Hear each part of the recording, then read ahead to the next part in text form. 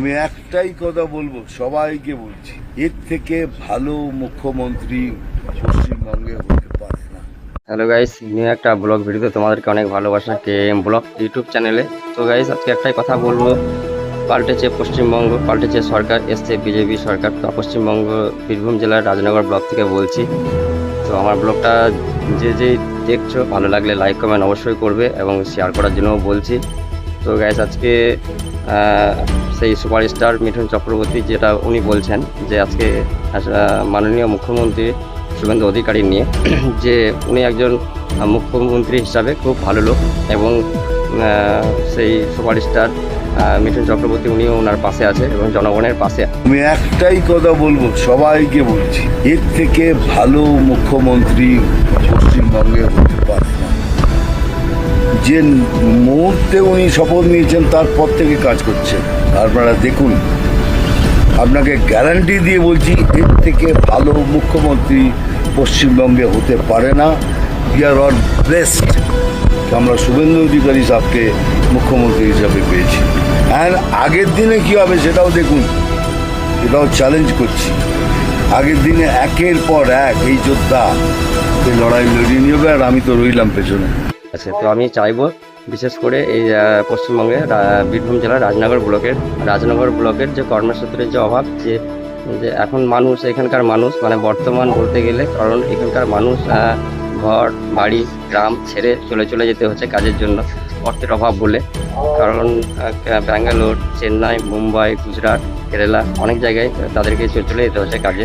তো আমি চাইবো সেই মাননীয় মুখ্যমন্ত্রী শুভেন্দু অধিকারী মহাশয়কে বলছি যে আমাদের বিশেষ করে এই পশ্চিমবঙ্গে বীরভূম জেলার রাজনগর ব্লকে যদি এই জায়গাটা একটু গুরুত্বপূর্ণভাবে দেখে, মানে বলতে চাইছি যে একটা অর্থের যদি এখানকার মানে উপায় যদি একটা বার করে দেয়। আমাদের এখানকার অনেক মানুষ আছে যে তারা কীভাবে কাজকর্ম করে, মানে কীভাবে তাদের সংসার চালায়। হ্যাঁ, যদি একটা কাজের যদি একটা সোর্স যদি থাকে, ইনকাম একটা সোর্স যদি পাওয়া যায়, তবে নিশ্চয়ই খুব ভালোভাবে তাদের সংসারগুলো চলে। আমাদের মতন যারা লোক আছে, সাধারণ লোক, গরিব লোক, যারা খেটে খায়, লেবার কাস্টের লোক, তাদের সংসারটা খুব ভালো করে চলে। তো এটাই বলবো। আর সুপারস্টার মিঠুন চক্রবর্তী তো বলছেন যে এনার থেকে ভালো মুখ্যমন্ত্রী হওয়া যায় না, কারণ মাননীয় মুখ্যমন্ত্রী শুভেন্দু অধিকারীর জন্য বলছেন। তো সেই জন্যই বলবো, পাল্টেছে সরকার, এসছে বিজেপি সরকার। তো সেই জন্যই বলছি যে বিশেষ করে এই রাজনগর ব্লকটা একটু দেখতে, অনেক নেতারা আছে যারা এই জায়গাটাকে গুরুত্বপূর্ণ দেয় না। বিশেষ করে আজকে আমাদের সাধারণ মানুষ মাঠে কাজ করে, বছরে হয়তো একবার চাষ হয়, তো মানে তাদের সংসার কীভাবে যে চলে মানে একমাত্র তারাই জানে। আর এখন জিনিসপত্রের যা দাম, হাটে সবজি নটকন, কারণ সারাদিনে একটা মানুষের 200 টাকা ইনকাম, আর যদি সে হাট যায়, সবজি বাজার করতে যায় বা নটকন যায়, তাতে তার 200 টাকাতে হয় না।